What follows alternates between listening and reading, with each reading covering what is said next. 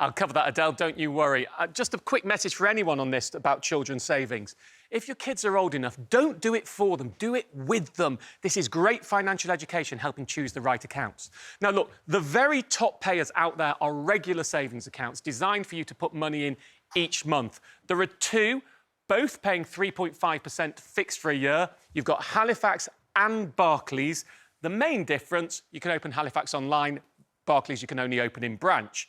Now, these accounts are designed that you're not supposed to withdraw within a year, but there are ways. With Halifax, you just close it down and then it's gone and you can withdraw your money. With Barclays, you'll take an interest hit if you withdraw early. But they're not just for monthly savings. If you had a smaller lump sum, let's say you wanted to save £100 for your child, well, you open one of these up because it's paying 3.5% interest. You put the 100 quid in the first month, and then you don't have to put in any money in future months, so you put 100 quid in, you get 3.5% interest on it.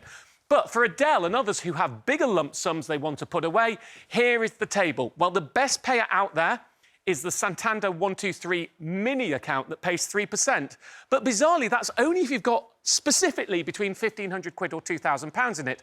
Otherwise, you'd be better off with HSBC, that's 2.5%, and TSB, that's the same rate. You can put slightly more in HSBC. Also with Santander, if children are over 13, they can open it. To be younger than 13, the parents have to have a Santander account. So I'd probably hedge towards the other two. If you filled those up and your child is lucky enough to have a lot more savings, well, then it's the Virgin Money Young Saver at 1.75% that you can put up to £25,000 in. It's big savings for a child, that one. Now, the first three of those, if your child's old enough, 13 for Santander, 11 for the other two, you can get a debit card if they want to spend on it.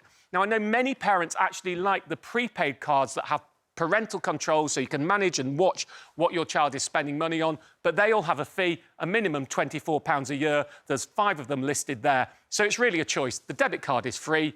The prepaid cards have more functionality, but you pay for it.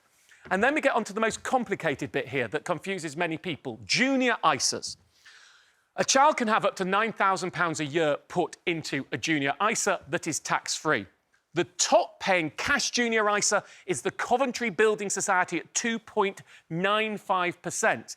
Now, if you already have a junior ISA or a cash child trust fund, then your rate won't be as high unless it's in there in almost all cases. So you can go to the Coventry and ask it to transfer the money in, and you will earn more interest on your junior ISA. There are also investment junior ISAs where the return depends on the stock market. Nothing wrong with that. In the long run, that may well outperform cash. There's obviously a risk with it. I don't talk about it much because that isn't my bag, but it doesn't mean I'm against investing. And certainly over an 18-year period for children, it can work out quite well. Now, here's the big thing with junior ISAs. With cash junior ISAs, the tax advantage is irrelevant for most people. And this is why. First, most children don't earn enough money to pay tax. I mean, they can earn £12,500 a year from interest or earnings before they pay tax. How many do that? That in savings, you'd need 300 grand before you're earning that type of interest. Next, the only time kids' money really is taxed in the mainstream is money given from parents if it earns over £100 of interest a year is taxed at the parent's rate. So that used to be a worry. But since 2016, adults have had the personal savings allowance. A basic rate taxpayer can earn £1,000 of interest a year without tax being put on top of it. So, actually, even if it is taxed at the parents' rates, most parents don't pay savings. So, ultimately, only the top 1 or 2% with the most savings for the kid and the most savings for the adult would actually get a tax benefit from a junior cash ISA.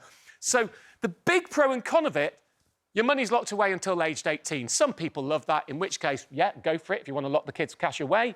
Some people think, I want my child to have access sooner, in which case, don't touch a junior ISA unless you've got so much savings, there's a tax issue. And that is my big briefing.